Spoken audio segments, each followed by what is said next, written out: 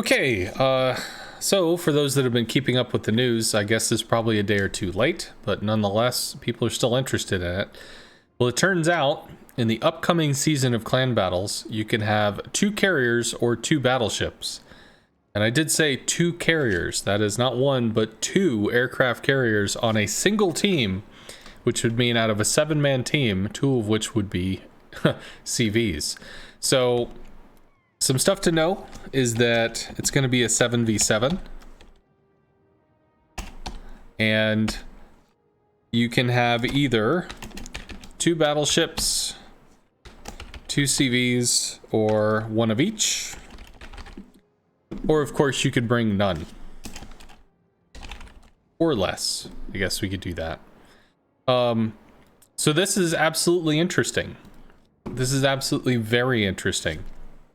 Because at this point, nobody has trained with the reworked CV to have 2 carriers and what that could do, what that could mean. So let's just do a little bit of theorizing. You know, what's possible at this point? Well, one of the things that people have been talking about is obviously CV sniping. Now, I will say in the current season of clan battles, when it first started, this thing was like, people were all about the CV snipe. Oh man, it's going to be amazing. We got the Immelman. We're going to go in there. We're going to snipe the CV. It's going to be great. Oh man, we got the Hakuryu. We're going to heal through the fighter. We're going to snipe the CV. It's going to be great. Yeah, that lasted like 3 days. Maybe it lasted like a week. In some cases, maybe it lasted like a week and a half. And people realized that it takes time. In some case, it takes actually a lot of time. So, in the case of a CV snipe, let's assume for the purposes of example that we've got 2 carriers and we've got 2 enemy carriers. So, if we looked at, say, a Ryujo, Ryujo is going to be dropping something like 10,000 damage per torp run. And the carrier's going to have, let me just double check here real quick in the game client that you can't see because stuff and thing. Ryujo has 40,000 health. So theoretically, if you get 4 good torp runs in on a CV, that's going to be a kill. So how could you CV snipe? Well, there's option A, which is going to be you take your little things and you've got your planes over here and this dude's got his planes as well. One person's going to YOLO in, strike first. They're going to make their strike. They're going to eat the defensive fighter that's going to run around this guy. And because that's burned, they get their 1 strike. They lose their planes, whatever. And then the other person's going to come in and they're going to get a strike. And then they're going to be able to come back around and get a 2nd strike. It's probably not going to result in a straight up kill right off. It's probably just not because there's no heals at tier 6. So when those fighters latch, they're going to start killing stuff. And while there are ways to try to manipulate that, there's nothing to say that they can't fighter themselves. You know, you can just recall and put fighters over your carrier. You could drop fighters in the beginning of the match. There's all sorts of possibilities there. So it's unlikely that this is going to be, you know, you start the game, you fly across, and then bam, dead, done. Very unlikely. Realistically, it's going to take at least 2 passes. So we can go ahead and put a 2 pass minimum, which is going to result in like 3 to 5 minutes. Maybe, probably more on the 3 side. In which case, if the enemy CVs are, you know, hovering around themselves, defending themselves, then basically the CVs just aren't in the match. But if the enemy CVs are applying pressure onto the map for that first, you know, 3 to 5 minutes, then they might result in a kill. They might result in some kind of map pressure that can snowball the ground game into their favor. So you have to remember, when you're going for a CV snipe is a late game advantage. So we'll put this in yellow. Late game advantage. And it's in yellow because that's a bit of a warning, because you might have the advantage late game, but if you lose by the mid game, then who cares? For instance, just the loss of a single ship can often mean that, oh wow, we don't have the way into the cap now. Oh man, we can't make this happen. So if you're going to CV snipe, this is certainly a possibility, but again, there's nothing to pretend the carriers can't stop against it. So let's ask a different question. How could you prevent a CV snipe? Well, first things first, when the carriers are going to spawn into the match, they're probably going to spawn right next to each other. Because in a clan battle, everybody spawns in a big blob or whatever. So what if you had a carrier next to another carrier? Well, suddenly you can't torp and then swing around and torp the other way because they're sharing their health pool. So suddenly, instead of having a 40,000 damage to get a single kill, you have 80,000 in a combined health pool. They're basically blocking. They're only allowing a single entrance. So if you start funneling damage into one of those two carriers, you can start dropping fighters to protect that carrier. No more torp drops coming in. No more rocket stuff coming in because they just heavily fighter that situation. There's going to be some interplay. There's going to be some interest. And also, if we see crap loads of just, you know, carrier snipe on snipe on snipe, you could just have a smoke screen that initially these guys kind of hang out. And then while they're smoked, they're exerting pressure while these guys are waiting out the smoke. That's not going to work. And then suddenly the game is afoot. Carriers are responding to this. Carriers are responding to that. Like for the low cost of having a DD or a cruiser just pop a smoke early for these guys to kind of hang out and hide in, you can basically shunt off that opening game to allow other stuff to go on. So do I think the sniping thing's going to happen? Absolutely. I think people are going to try it. And I think they're also going to find that it's really fucking hard to just walk over and own somebody when they're expecting you to walk over and try to own them. In some cases, you may end up being trapped. You might end up being nailed for it. Okay, so something else to consider.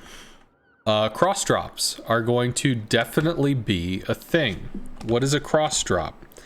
Now, a cross drop is when in RTS carrier, you would have, you know, an enemy ship, and you could have some planes over here and some planes over here, and they're going to drop torpedoes to cross each other. So if you turn one way, you broadside, you know, if, the ship ends up turning this way, it broadsides and eats all these torpedoes. If it turns this way, it broadsides, eats all of those. So you could just straight up erase a destroyer that way.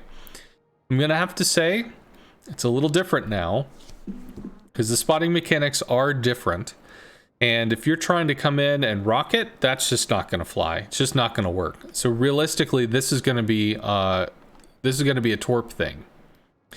And you need to remember that there's two very large facets of this. One, and I'm putting this one in red because frankly, it's going to be hard, is coordination. Like if you're going to try to do this, you're legit going to have to practice in a fucking training room where you and your other dude are sitting down, kind of feeling out each other's positions, when you're committing, when you're going, when you're striking, etc., to try to make this stuff work. And again, like commonly, I expect to see a lot of Ryujo. So Ryujo is going to be dropping. We're going to just say an easy number and say about 10,000 damage for every 2 torpedoes. So if this dude turns this way, he eats 2 from this side. Turns that way, he eats 2 from this side, but it's only going to be 2. You're going to take 2 carriers worth of stuff and you're going to guarantee a 2 hit, but you're going to guarantee a 2 miss. So it's really going to come down to coordination on how you want to play this out.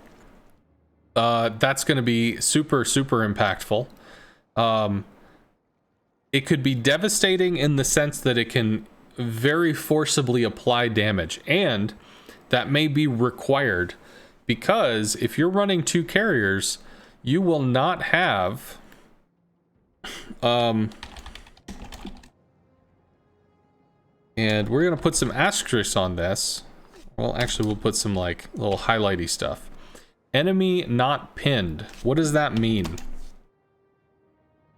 So when you're running double carrier and you've got some enemy ships. So let's say there's an enemy cruiser over here.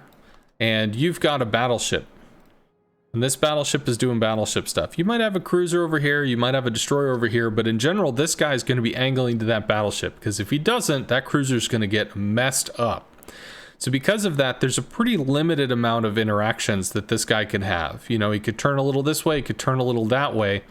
But in general, if you're coming over to try to torp something, this person is constrained, which makes it much more likely that you're able to accurately make the drop. As soon as you don't have this, however, as soon as that battleship is gone, well, cruisers are mostly going to slap fight each other. They're not often going to result in just massive citadeling salvos, which means you're going to have this person able to maneuver much more. Not to say that they're going to spin in complete circles or anything, but the ability to take hard turns and move and shift at tier 6, there's not really guns to punish that, which means it becomes much harder for you to land significant damage, especially if you're using carriers that are less maneuverable. For instance, Japanese carriers, you stick the line, you hold the line. You don't get to make sharp turns, you don't get to come in from weird angles. You pick the line, you hold the line. That's what it is. So absolutely jukeable without battleship guns to keep people in place. Or some people might not be running destroyers, which means there might not be torps coming in. If there are torps, that can keep a battleship or keep an enemy ship pinned, but that also is going to require coordination, so that you're attacking around when the torps are going to be locking that person up to guarantee damage. So if the enemy is not positioned or enemy is not pinned, you will have to focus on how in the hell you are going to cross drop with your other CV to guarantee that you're able to apply damage. Because otherwise it's potentially just going to be mitigated. In terms of other things, I'm going to be honest, we don't know. You know, this hasn't happened before. There may have been situations where there's multiple carriers that were RTS carriers, but RTS carriers could come from different angles. They could do different things, etc. In terms of a reworked situation, competitively, 1 CV is interesting enough. 2 could be jarring. Well, I'm sure it will be jarring. So people might come up with stuff that, frankly, I haven't thought of, other people haven't thought of. It'll, you know, surprise people. The big thing to remember is, if you are going to take the double battleship, what is that going to give you? If we look at a carrier hull is going to be, say, 40,000 health that's not in the fight. Whereas a battleship is going to be 60,000 health plus multiple heals. So this is essentially 100,000 health that is in the fight. It is getting shot at. It is doing things. It's on the board. It's taking up space.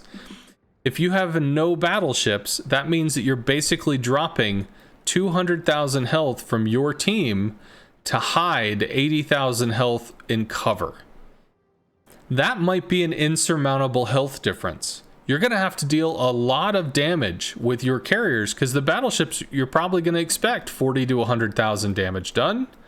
Well, the carrier would have to do 40 to 100 and more just to keep the health even, plus an extra 100,000. So, like, if you're feeling like your tier 6 carrier is going to be rocking 140 to 200,000 health a game, or damage a game, then, you know, maybe that's a thing.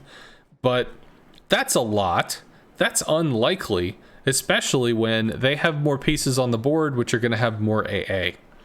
There's one other thing that has to be mentioned, and this is kind of irrespective of double battleship, double CV, double whatever. And this is going to be the fighter problem. Well, what is the fighter problem? Let's just try to clean this up a little bit.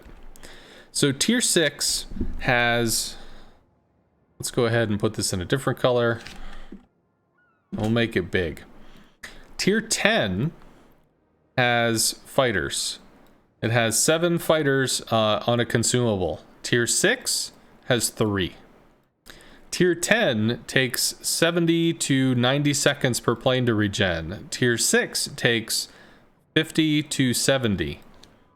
So not only are you killing less planes, but the planes you do kill are replenished faster.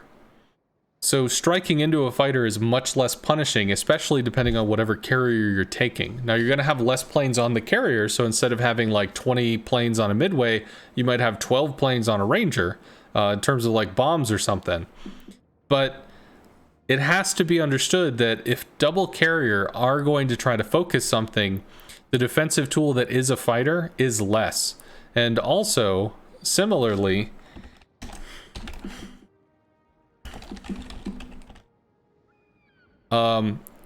This is very, very, very significant, is that tier 6 AA is still training level. This is very, very, very significant. Well, what does this mean? So tier 4, there's almost no AA, almost nothing. And the reason for that is because when you have a player that's literally, they've never played carrier before, they don't know, they have to have the time and ability to be able to interact with somebody to figure out how to make a drop. So in response to that, their planes are really slow. They don't have many planes, so they're just going to make multiple trips across the map. It's boring, and the drops are extremely basic. Very low damage.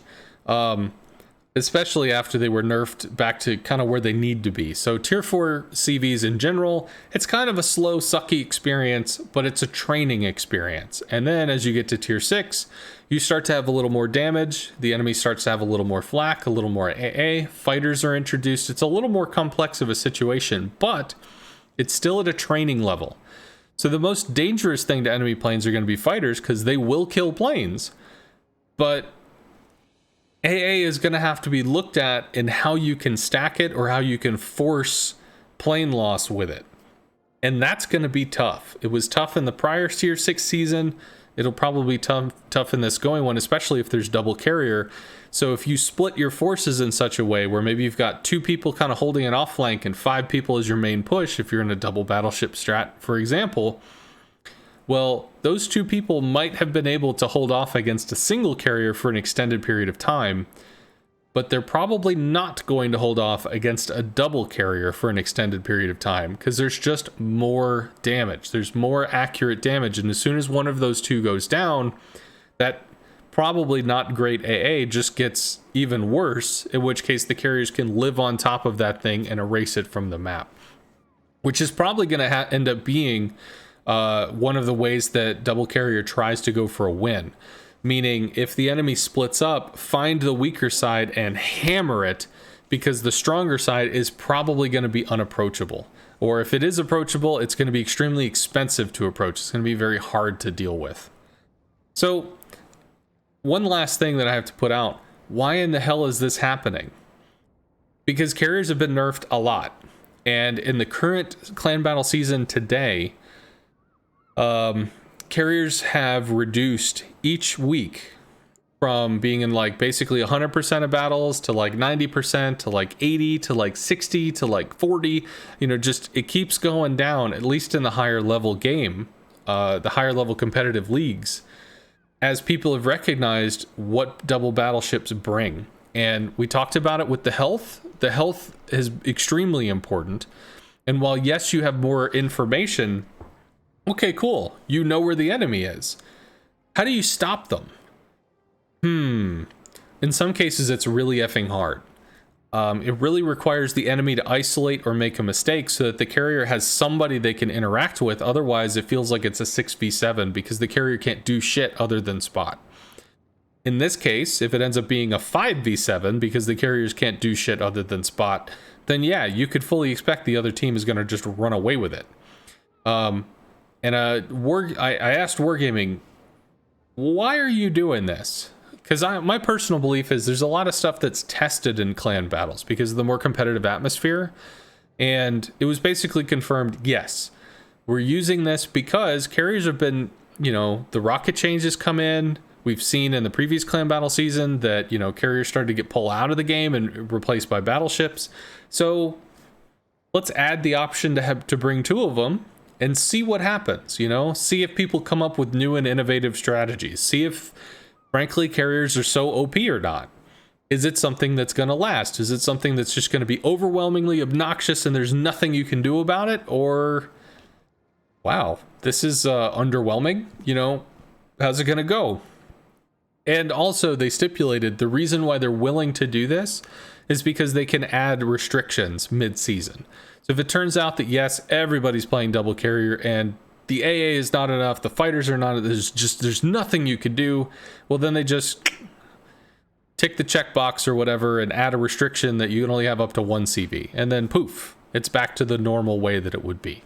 So because of the ability that they have, you know, that flex that they can bring in if they need to, basically they're doing it to see what happens, you know, throw some shit at the wall, see what sticks. Could be fun, could be obnoxious. We'll find out. I'm going to make another video which is going to go over the tier 6 carriers that are available, kind of strengths and weaknesses, in which case you can have that information for one, which ones you might want to pick, and also the options you have in counterplay when running against them. So I will do that next.